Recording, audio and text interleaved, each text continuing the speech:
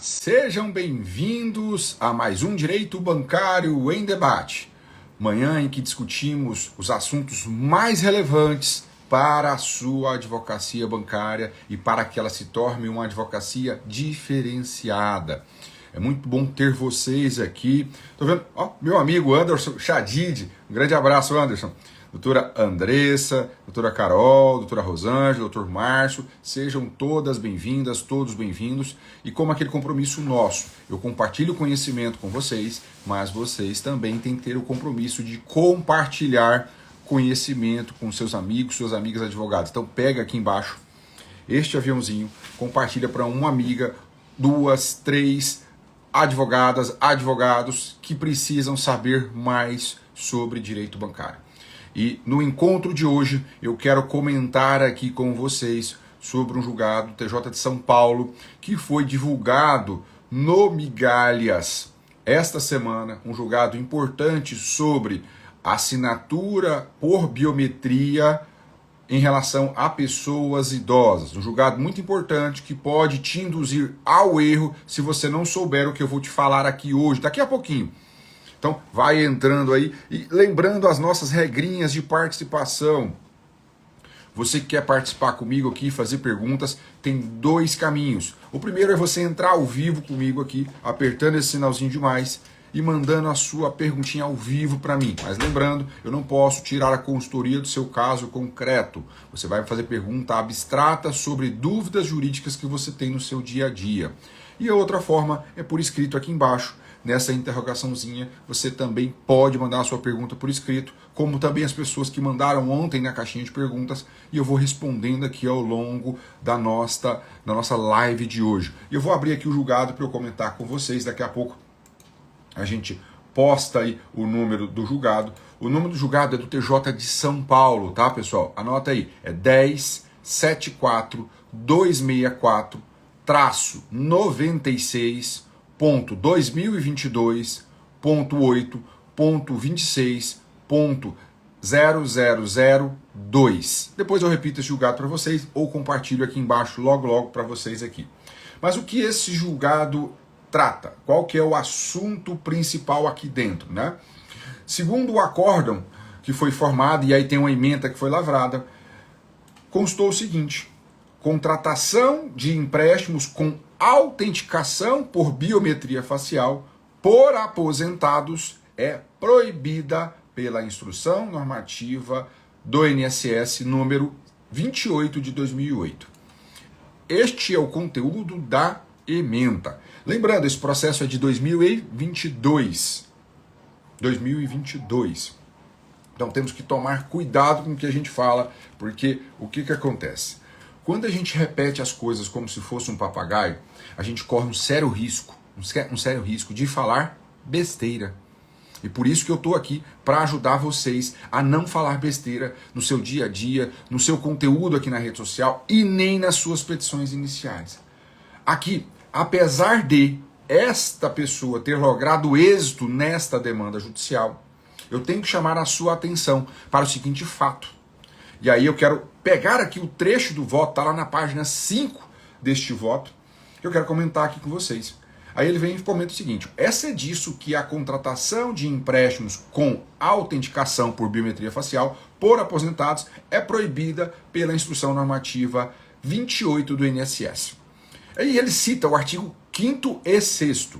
E o artigo 5º, o que ele diz? A instituição financeira, independentemente da modalidade de crédito adotada, somente encaminhará o arquivo para averbação de crédito após a devida assinatura do contrato por parte do beneficiário contratante, ainda que por meio eletrônico. Ainda que por meio eletrônico. E ele cita ainda o artigo 6º. A inobservância do artigo 5º implicará total responsabilidade da instituição financeira envolvida.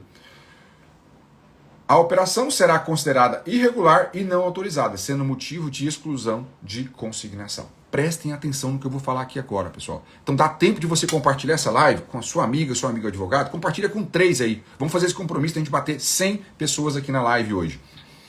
Compartilha, porque aí eu deixo salva a live. Se a gente não bater a meta, eu não vou deixar a live mais salva. Aqui, assim vai funcionar o nosso direito bancário em debate. Então, pessoal, A instrução normativa 28 do INSS, ela não proibiu a contratação por biometria facial. A instrução normativa 28 não proibiu a contratação por biometria facial. Ela, ao contrário, ela fala, ainda que realizada por meio eletrônico. O que é assinar eletronicamente um contrato bancário? E é aqui que foi o grande erro. Porque quando nós estudamos o conteúdo do direito bancário, assinaturas eletrônicas, nós temos que entender o que nós estamos falando, para não falar besteira, como aconteceu neste caso concreto aqui. E é isso que nós temos que ter cuidado. Por quê? E a doutora Larissa aqui já compartilhou conosco o número do julgado para vocês anotarem. Eu vou fixar aqui um pouquinho para vocês conseguirem acompanhar o número do julgado. E aí, assinatura eletrônica é o gênero do qual nós temos duas espécies.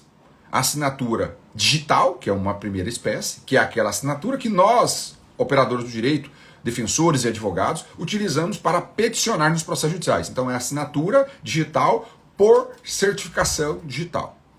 E a segunda forma, que é assinatura eletrônica em sentido lato. Que aí nós temos a medida provisória 2200 tratando dela, que são os outros meios de validação da autenticidade e da integridade dessa assinatura. E aí nós podemos utilizar, por exemplo, a biometria facial, a biometria por íris, a biometria por digital. Nós podemos também utilizar a validação por token, que é aquele código que é mandado via SMS, via e-mail, e a pessoa acessa para validar no seu dispositivo pessoal e intransferível. Então, não é porque a biometria facial que é irregular a contratação. O que nós temos que analisar é um outro cenário. É se esta biometria facial, ela respeita padrões de segurança. Então você tem que ter muito claro aí na sua cabeça que biometria facial não é contratação irregular. Mas somente a biometria facial também é insuficiente. Então eu vou explicar mais detalhadamente para você entender. Quando a gente fala de biometria facial, pessoal, eu simplesmente pegar o celular e colocar uma fotografia, por exemplo, pegar uma foto e coloquei aqui. Pá. Isto é biometria facial? Não. A biometria facial segura para fins de contratação eletrônica é a biometria facial com garantia de vivacidade, tecnologia liveness. E isto foi positivado na subsequente instrução normativa do INSS, instrução normativa número 138, que remeteu à DataPrev a responsabilidade de editar uma nota técnica número 1 de 2022, que fala que a assinatura por biometria facial é aquela que tem garantia de vivacidade, ou seja, é um ser humano vivo que está ali fazendo a biometria, como eu estou aqui com vocês, dando sinais de que eu estou vivo, não é uma imagem estática, pronta e acabada, para evitar fraudes com a biometria, como vocês já viram memes aí de realidades que acontecem de correspondentes bancários que pegam fotos de clientes e começam a fazer a chamada biometria fraudulenta. Então, não é que é proibida a contratação por biometria facial. Tomem cuidado com isso. Então, não usem esse julgado como referência no seu trabalho, porque a chance dele ser reformado é muito grande, muito grande. E eu tenho certeza que essa questão vai bater no STJ. E ali vai ser, provavelmente, desconsiderado esse julgado, falando que sim, a biometria é uma forma válida de contratação, desde que ela tenha métodos seguros de contratação. Então, é muito importante isso para vocês entenderem, para não sair seguindo julgados de modo aleatório. E aí, tá? E aí a gente vai agora entrar nas perguntas e respostas para vocês, para que vocês tirem dúvidas aqui no dia a dia de vocês. Vou abrir aqui as perguntinhas, vamos lá. Doutor Guilherme Bueno, ação em fraude contra banco pagador. Para angariar provas, tutela antecedente ou exibição de documentos? Doutor Guilherme, obrigado pela participação. Advogado diferenciado. Quando a gente fala de banco pagador, certo? É o banco do cliente. É o banco do cliente. Banco recebedor é o banco de destino dessa transferência, seja do Pix ou seja do TED. Com relação ao banco pagador, eu não vejo tanta necessidade de ter uma exibição prévia de documentos. Porque quando a gente fala de ações por fraudes no TED, no Pix, o maior padrão nosso é a atipicidade da transação. E aí você já tem elementos suficientes ali, por exemplo, por meio de um extrato bancário. Agora, contra o banco recebedor, o banco de destino, que normalmente ele não te fornece informações sobre os padrões de segurança na abertura da conta bancária, aí sim você precisa fazer a produção de provas antecipada ali, porque você não tem elemento suficiente para caracterizar aquela responsabilidade com relação ao elemento de abertura de conta com padrões de segurança. E aí, qual forma utilizar?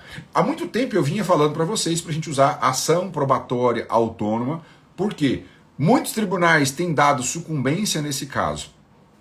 Só que aí eu tenho que chamar a atenção para vocês no seguinte cenário, tá? Quando eu falo de fraude bancária, eu ainda recomendo você fazer ação probatória autônoma.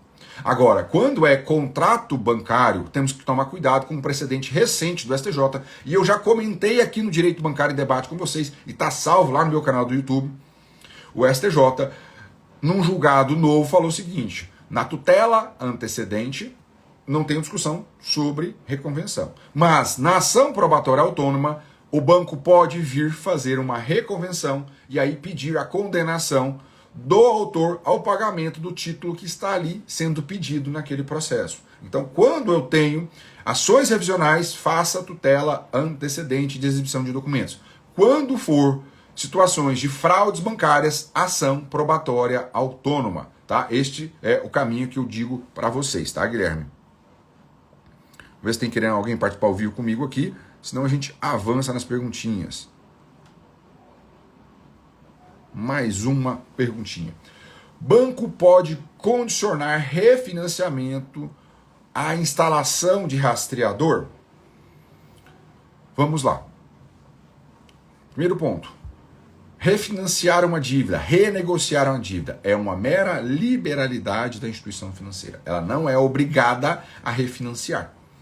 Agora, ela colocar como condição do refinanciamento a instalação de uma forma, um sistema de monitoramento daquele veículo, essa prática é ilícita.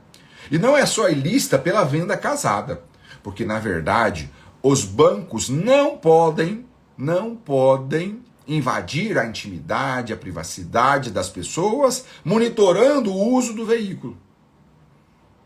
E não só isso.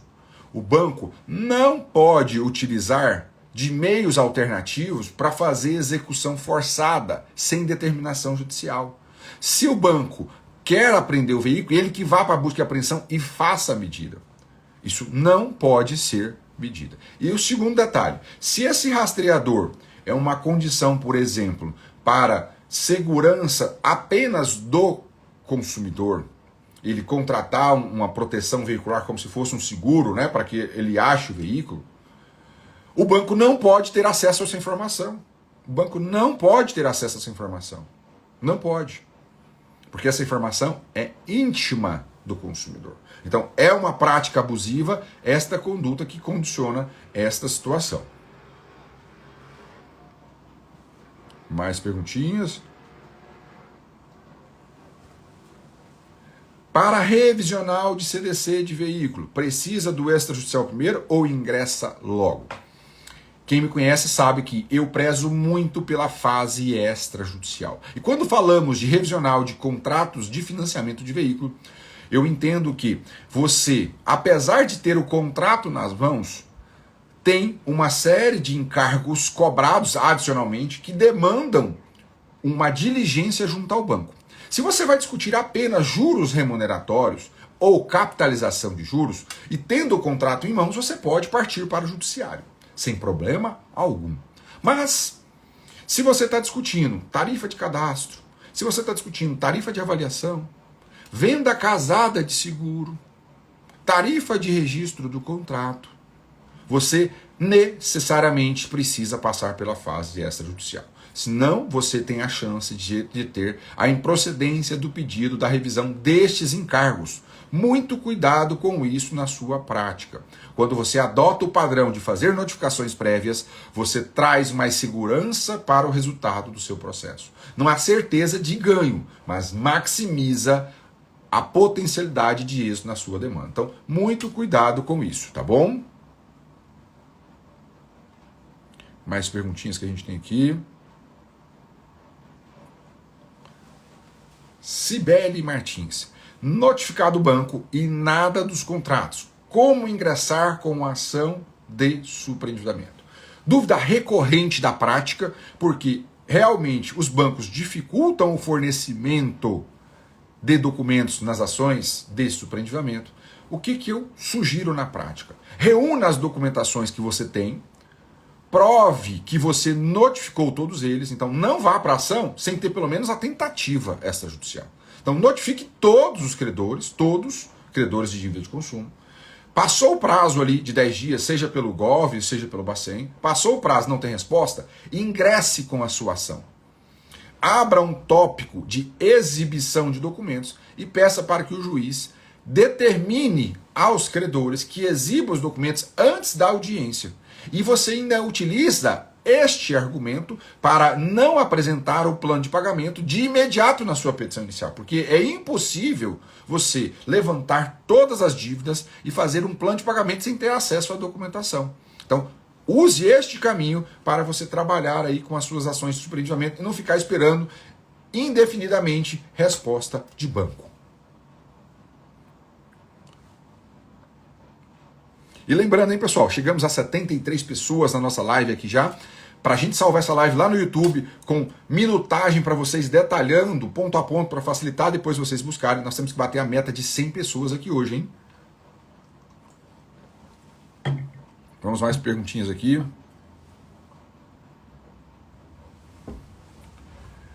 Ação de limpa-nome vale a pena? Onde acho o caminho das pedras? Eu tenho que explicar para vocês aqui com dois cenários. Primeiro cenário, o cenário da Blocklist. E aí já fica o meu convite para você. Dias 24 e 25 de outubro, eu vou dar um curso gratuito de advocacia contra a Blocklist bancária, que são as negativações das pessoas naturais e das pessoas jurídicas no sistema de registro do Banco Central, o SCR. E eu vou ensinar tudo o que tem de necessário ali de forma totalmente gratuita. E quem participar ao vivo ainda vai receber todo o material didático relacionado, então modelos de notificação, modelos de petição, tudo que você precisa para advogar nesses casos. E vale muito a pena, muito a pena. É uma ação simples, altamente escalável, e eu não preciso ter profundo conhecimento em direito bancário. Tudo que eu vou te entregar nestes 2 dias é suficiente para você trabalhar. Tudo, tudo. Independentemente se você atua no previdenciário, no trabalhista, até mesmo no criminal, certo?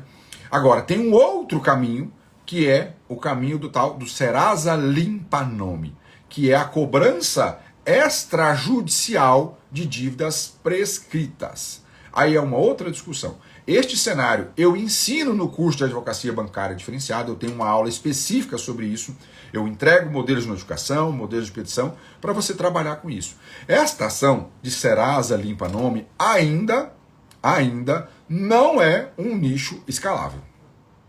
Não é um nicho escalável para você. Por quê? O cenário jurisprudencial ainda é muito ruim. Ainda é muito ruim, não é muito bom. E mais, o tribunal que era melhor sobre o assunto, que era o Tribunal de Justiça de São Paulo, que tinha até súmula sobre a temática, agora afetou um IRDR e todas as ações que tramitam em São Paulo sobre Serasa Limpa-Nome estão com curso suspenso. Então, tomar cuidado. Nicho de blocklist vale muito a pena e você tem que investir nisso. Agora, Serasa Limpa-Nome, dá uma segurada aí, em outro momento vale a pena. Agora, não. E lembrando, hein, pessoal, se você quer participar comigo aqui ao vivo, fazendo perguntas, aqui no tete a tete, aqui no Maisinho, entra que eu vou tirar a sua dúvida aqui, desde que você não pergunte do seu caso concreto. Dúvidas jurídicas abstratas, eu responderei com maior satisfação. E lembrando, para que esta live fique salva lá no meu canal do YouTube, nós temos que bater 100 pessoas aqui. Então, você que está ao vivo aqui, Assuma o compromisso comigo de disparar aqui no aviãozinho esta live para mais 3 pessoas. Você não precisa nem sair da live, é só clicar no aviãozinho e mandar para 3 pessoas aqui para a gente bater a nossa meta de hoje.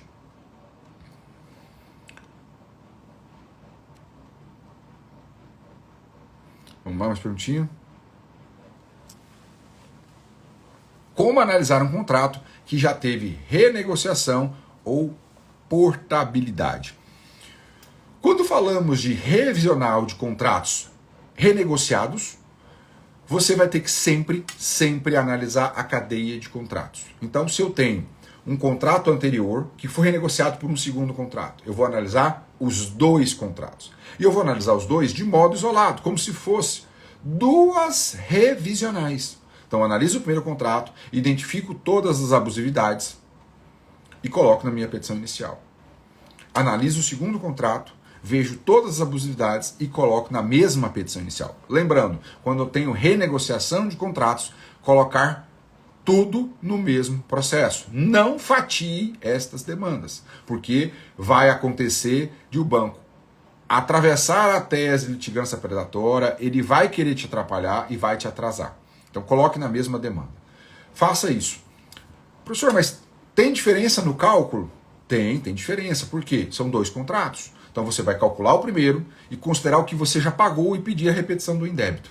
Porque nesse primeiro contrato ele já está quitado pela renegociação. Você não vai pedir aqui, por exemplo, para que pague o valor incontroverso dele. Não tem o que pagar mais aqui. Você já pagou. E aqui apenas é a repetição do indébito. Revisa as abusividades e repete o valor pago a mais. No segundo contrato, que ainda está ativo, aí vai além. Você vai revisar todas as cláusulas, vai identificar o valor incontroverso, vai pedir que o juiz limite o valor das prestações ao valor incontroverso e que repita o indébito das prestações já pagas e que as prestações vincendas seja paga apenas no valor incontroverso. Então, esta é a grande diferença. Esta é a grande diferença, tá bom? Para a gente tratar. E aí, com relação à portabilidade, o cenário é muito parecido. Porque a portabilidade, o que ela vai fazer? Ela vai pegar a dívida do banco A, levar para o banco B. Mas o que eu paguei para o banco A não morreu. Eu não perco o direito de discutir esse primeiro contrato. Então, o cenário é o mesmo. O cenário é o mesmo. Agora, aqui eu não preciso necessariamente tratar em mesma demanda. Eu posso. É recomendável? É recomendável. Mas não é obrigatório, não tem necessidade disso, porque são bancos distintos, partes diversas, não tem necessidade alguma. É próximo. E aí a gente não vai bater a meta, eu não vou salvar essa live hoje ali para vocês, hein? Então vamos lá, tem mais perguntinhas aqui do pessoal.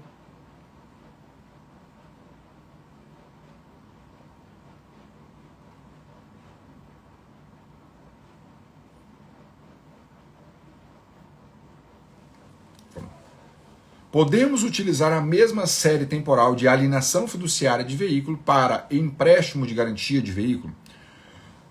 Pergunta muito inteligente que demanda também inteligência na argumentação.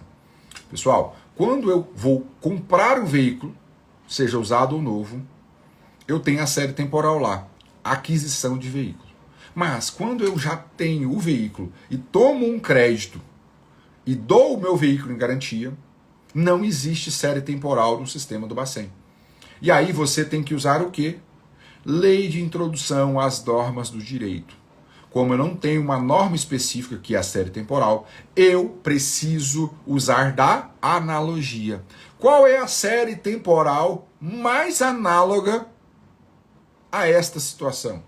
É a de alienação fiduciária, a de aquisição do veículo. Então eu tenho que buscar esta argumentação, aplicando essa série temporal, porque as consequências de quem compra um veículo financiado ou quem dá o seu veículo financiado é a mesma, ele vai sofrer busca e apreensão.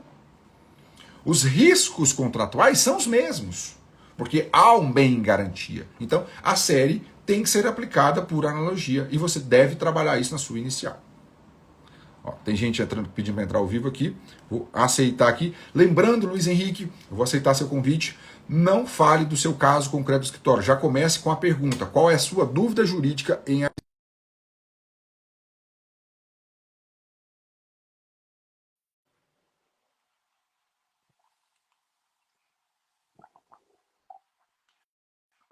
E está fixado aqui o número de julgado do TJ de São Paulo que eu comentei.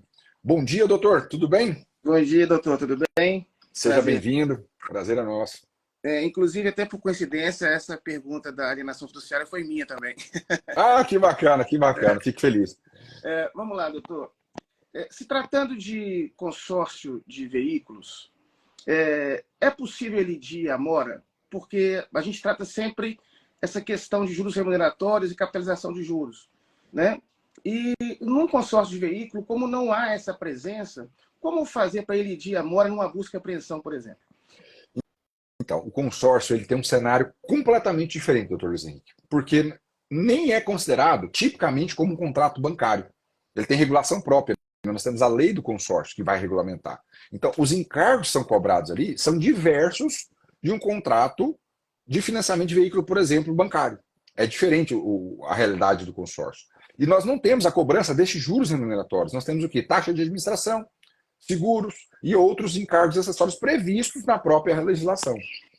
Então, objetivamente hoje, nós não temos, por exemplo, um recurso repetitivo que fale de afastamento da mora no consórcio. O que nós podemos fazer é usar a mesma coisa, a analogia, o mesmo raciocínio. Então, por exemplo, se a taxa de administração ela é extremamente desproporcional, né?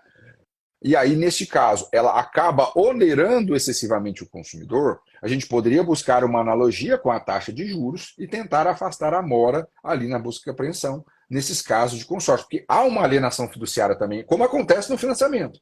Só não há a modalidade contratual. Então, o único argumento que a gente teria para trabalhar seria uma eventual abusividade na taxa de administração, que não é fácil de ganhar no judiciário. É isso que eu falo. Não sei se o senhor atua. Não é fácil. Fica difícil. Não é fácil, porque o STJ, inclusive, fala que taxa de administração até 17% não é abusiva. Né? É um negócio assim bem surreal na parte do consórcio. E aí você pensar, 17% não é abusivo. Uma vez e meia, isso é praticamente impossível, não vai acontecer. Não acontece. É bem difícil. A revisional, inclusive, eu não recomendo, não ensino no meu curso, porque não é um nicho que você tem que prospectar. Eu falo assim, investir dinheiro e tempo seu. Se aparecer no escritório, você não vai mandar a pessoa embora. Mas não é um nicho que você tem que investir para escalar a sua advocacia. Eu não vejo como um nicho vantajoso. Você fala de consórcio, porque realmente, né? De consórcio, isso, de consórcio. Não é um nicho para você investir. Porque realmente a chance revisional é muito, mas muito menor do que uma revisional de financiamento de veículo comum. Embora tenha a possibilidade. Porque eu vejo as ações de busca e apreensão, elas foram feitas para o cliente não conseguir recurso. Elas foram feitas para isso. E ainda tem um agravante que em muitos estados eles estão entrando em segredo de justiça, o que piora ainda mais a defesa do cliente por causa dos 5 dias. Às vezes, quando você consegue elidir a mora, já vendeu o carro, né? Uhum. Por conta do segredo de justiça. E no caso do consórcio, isso piora 1000%. Então, a questão justamente é essa, é não deixar chegar nessa situação. Porque até para revisar o contrato de consórcio é difícil. Não, dificílimo. Dificílimo, viu, doutor? Não é fácil. Por isso que eu falo assim, o contrato de consórcio é só se aparecer no seu escritório. Caiu um cliente no seu escritório de caso consórcio. Aí você vai analisar, deixar muito claro que é difícil. Deixar muito claro para o cliente que não. Esse caso, inclusive, é um nicho que eu falo. O advogado não pode atuar sem cobrar honorários iniciais. Não dá para cobrar no êxito. De jeito nenhum. Você vai trabalhar de graça. Né? Trabalhar de graça, literalmente. Então não pode de modo algum, tá, doutor? Infelizmente, do consórcio, a questão da mora, você pode pesquisar, você vai ver que você não vai achar praticamente nada. Nada. É um negócio assim, extremamente obscuro. A legislação é extremamente protetiva, não do consumidor. Tem gente sustentando, inclusive, que consórcio não se aplica o CDC. Você vai achar julgado falando disso. Que consórcio é um mundo à parte que não aplica a CDC. Como está acontecendo, por exemplo, lá na alienação fiduciária de imóvel, na Lei 9.514, que os efeitos da mora, lá o STJ está falando, olha, não se aplica o 53 do CDC, aplica 9.514. Né? E a lei do distrato. A lei do distrato, ela está mitigando o CDC, se você pegar hoje. E o STJ já tem julgados falando isso. É outra coisa complicada também, a revisão de imóveis. Né? É difícil. Sim. Sim, complicado. é um outro subnicho que a gente tem que tratar de modo muito particular. Eu não posso pegar, por exemplo, o mesmo estudo, a mesma técnica que eu faço, por exemplo, em contratos gerais, né? Empréstimos consignados, empréstimo em conta, financiamento de veículos, financiamento de bens, e aplicar para o imóvel. Não dá. Tem que ser um estudo apartado e diferente. É um subnicho diferente também. Tá bom? Ok. Muito Obrigado. obrigado pela participação. Seja bem-vindo aqui conosco. Tchau, tchau. Tchau, tchau.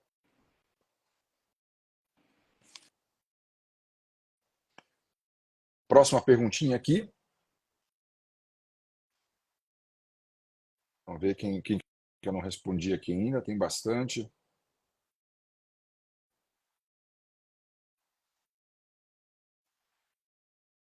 Doutor Alexandre, empresa negou o pagamento do seguro do meu cliente porque ele não tinha CNH. Tá? Quando a gente fala desses casos, doutor Alexandre, de negativa de seguro por falta de CNH, a gente tem que tomar cuidado. Por quê? Se a gente for pensar de modo objetivo, o fato de ter ou não carteira de habilitação não impede a pessoa de ter um veículo, não impede a pessoa de contratar um seguro. Agora, tem que ser muito claro que a cobertura desse seguro não é para o seu cliente dirigir, porque ele não está habilitado. Então, por exemplo, eu, Homero, posso comprar um carro, eu não sei dirigir. Posso comprar um carro, posso fazer um seguro para um motorista dirigir para mim. Posso perfeitamente. Para os familiares dirigirem, posso. Isso não é cláusula de exclusão de cobertura, desde que isso esteja pactuado no contrato. Agora, eu, Homero, peguei o carro, dirigi, saí aí e fiz um sinistro, aí eu estou violando, né, a lógica contratual. Aí dificilmente você vai ter êxito nesta demanda. Dificilmente. Tá? Dificilmente. Eu não acredito em chance de sucesso nessa demanda. Próxima perguntinha aqui. Ó, esse julgado fixado aqui, pessoal, é um julgado que eu comentei no início da live de hoje, para quem está entrando.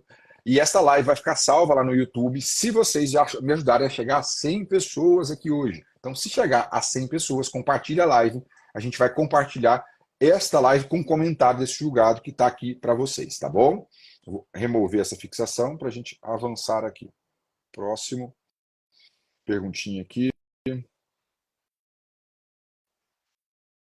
Pergunta interessante, Pix. Doutora Paula, advogada diferenciada, a partir de qual valor vale a pena entrar com ação fraude Pix? Se a gente for pensar só em chance de êxito, não tem valor. Mas o que eu tenho orientado e recomendado, doutora Paula, é que nós peguemos casos de fraude Pix que tragam um retorno substancial para vocês. Então, por exemplo, fraudes abaixo de R$ 3.000, eu não acredito que vale a pena. Não acredito que vale a pena. A não ser que você vá fazer isso em um sistema de juizado especial. Mas aí o seu juizado tem que ser muito bom. Porque a maioria dos juizados não tem um cenário muito bom de jurisprudência relacionada à fraude PIX. Então, eu recomendo acima de R$ 3.000 para você começar a discutir. E à medida que você vai crescendo a sua carteira de clientes, você vai subindo também o seu ali piso de ações. Então, ó, cheguei, bati 20 ações de fraude PIX. Então, vou passar a tratar agora somente de R$ 5.000 para cima, para que você tenha mais proveito econômico com menos trabalho. E hoje vocês vão perceber que o volume de fraudes de PIX acima de R$ 5.000 é grande. Não é só fraude pequena que existe. Tá? Então, acima de 3 e depois de um tempo você passa esse piso aí para R$ 5.000. Senão, você vai trabalhar muito e ganhar pouco. Vamos lá para mais perguntinhas. Vamos ver. Doutora Francesca quer participar conosco. Doutora, vou aceitar aqui para você participar ao vivo conosco aqui também, tá, doutora? Vamos lá.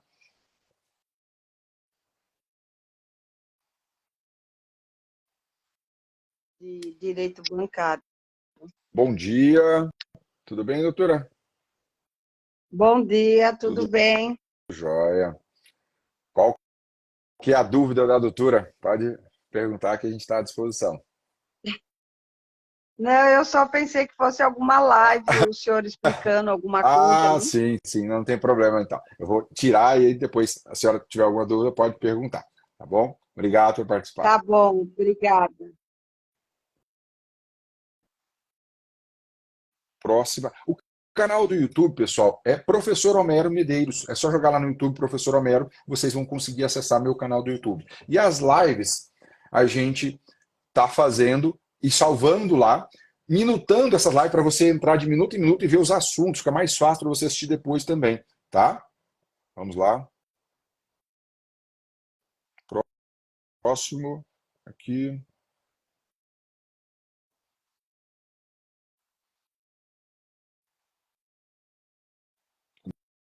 Deixa eu ver quem está aqui que não perguntou.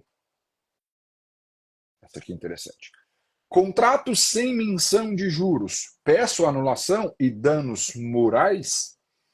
Vamos lá, doutor Frederico. Anular o contrato por simplesmente não ter taxa de juros, eu acredito que é uma tese muito difícil de se colar. Mas a falta da menção da taxa de juros, na minha visão, tem um cenário muito bom pelo seguinte motivo. Primeiro, nós já temos a súmula 530 do STJ que fala: contrato sem previsão de taxa de juros aplica-se diretamente à taxa média do Bacen. Só que eu tenho provocado, e eu vou falar uma coisa aqui que eu só falo para meus alunos, que é você mudar a posição do tribunal. Este é um papel muito grande do advogado, da advogada diferenciada. Nós é que fazemos jurisprudência, e não os tribunais. Se você não leva uma pretensão nova, você não muda a posição do judiciário. E é isso que eu estou propondo para vocês, e vou explicar isso aqui agora. A súmula 1530 fala: ausência de previsão de taxa de juros aplica a taxa média do Bacen, caso a taxa do contrato seja mais desvantajosa.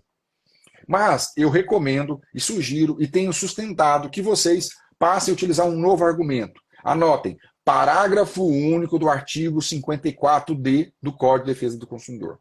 Parágrafo único do artigo 54D.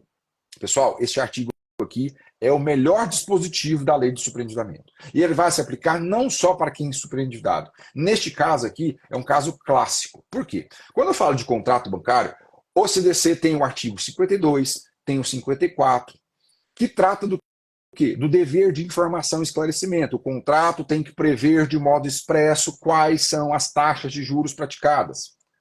E aí o 54D, parágrafo único, fala o seguinte: quando o banco descumpre o dever de informação estampado nesses artigos, poderá ser aplicada a redução de todos os encargos bancários, todos os encargos bancários. Então, o juiz pode simplesmente pegar o capital principal emprestado e tirar todos os encargos, todos. Ele pode alongar o pagamento, ele vai dilatar o prazo para pagar esse financiamento. Ele pode fixar indenizações. Então, você tem que abrir um tópico na sua inicial falando o seguinte: olha, existe a súmula 530 do STJ, porém, esta súmula é anterior ao parágrafo único do artigo 54D, e este dispositivo é motivo de superação do precedente existente, porque agora a lei, de modo expresso, já traz uma sanção para a hipótese em que o contrato bancário não expressa a taxa de juros. Então, aqui neste caso, juiz, aplique aqui este parágrafo único, excluindo todo juro cobrado neste contrato. Todo juro cobrado neste contrato. E aí você que é um cara esperto vai trazer também pedido subsidiário. Fala: olha, juiz, caso você não exclua todo o juro, aplique pelo menos os juros legais. Lá do artigo 406, 591 do Código Civil, conjugado com o Código Tributário Nacional. Perceba aqui o quanto de poder você tem com esta nova argumentação. Agora, danos morais, neste caso, não é fácil de conseguir. Poucos tribunais, pouquíssimos tribunais, dão danos morais em ação revisional de contrato bancário. Então, eu não sugiro aí você trabalhar com danos morais nesse caso, a não ser que você tenha uma situação muito particular, você demonstre no caso concreto que houve violação da intimidade daquela pessoa. Senão, não vale a pena você trabalhar com isso. Tá bom? Mais perguntinhas aqui para a gente avançar.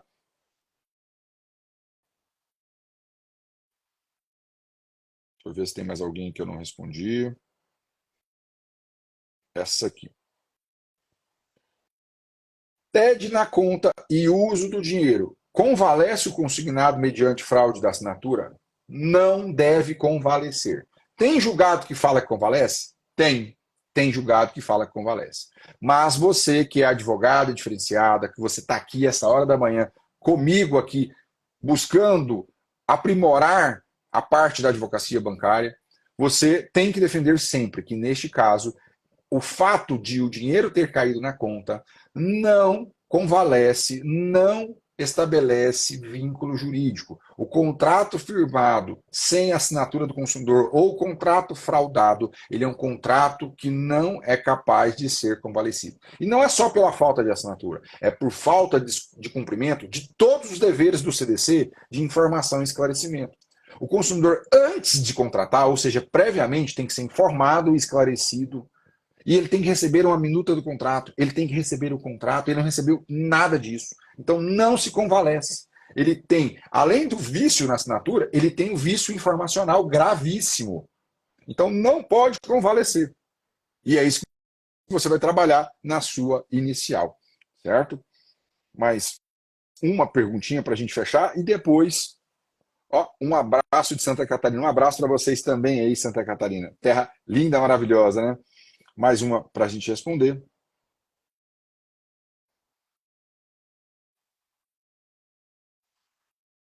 Doutora Maria José, advogada diferenciada, contrato objeto de repactuação, lei específica, pode ser revisionado em outra ação específica? Vamos lá, deixa eu ver se eu entendi a pergunta. Repactuação, lei específica. Mas é repactuação lá dentro do superendividamento ou é uma repactuação do contrato bancário junto à instituição financeira? Não ficou tão claro para mim aqui, talvez pela limitação de caracteres, viu, doutora Maria José? Mas se for, por exemplo, eu tenho um contrato que foi renegociado, eu posso revisionar ele em outra ação? O que eu entendo é o seguinte, se você já entrou com a ação judicial, discutindo aquele contrato, tá? Revisando aquele contrato, você não pode ajuizar de novo. Agora, se eu entrei com uma ação de superendividamento para repactuar aqueles contratos, eu poderia entrar com uma ação revisional autônoma, separada? Poderia. Não tem obstáculo para isso. Mas eu prevejo que o juiz desta ação vai suspender a tramitação dela para acompanhar o andamento da ação de superendividamento, porque existe ali uma relação de prejudicialidade externa. Então não vale a pena. Se você tem um caso que tem muitos contratos e você quer revisar ele separado, faça primeiro a revisão, depois a ação de superendividamento. Não faça o contrário, porque a chance de suspensão é muito grande. Tá? Então, trabalhe de forma inversa. E aí, eu agradeço a participação de todos vocês que tiveram comigo aqui. As demais perguntas que eu não respondi na caixinha, a caixinha ainda está aberta. Então, se você perguntou aqui agora, ao vivo, corre lá na caixinha de perguntas, responda, né? Coloque uma perguntinha sua que eu vou respondendo ao longo da semana aí em stories para vocês as nossas caixinhas de perguntas. Eu agradeço os nossos quase 50 minutos de live. E lembrando a vocês, dia 24 e 25 de outubro, agora, às 20 horas de Brasília, eu vou fazer um curso gratuito de bloco lixo para você aprender a atuar nesse bloco lixo, para você aprender a prospectar. E não só isso, na semana antecedente nós vamos fazer uma maratona de live de aquecimento, todos os dias às 7h30 da manhã, 8h30 de Brasília. Eu vou fazer de segunda a sexta com vocês live de aquecimento.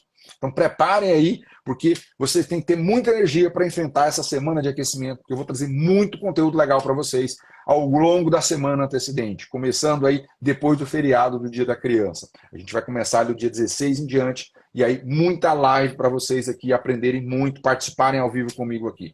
Um beijo no coração de vocês, até a próxima.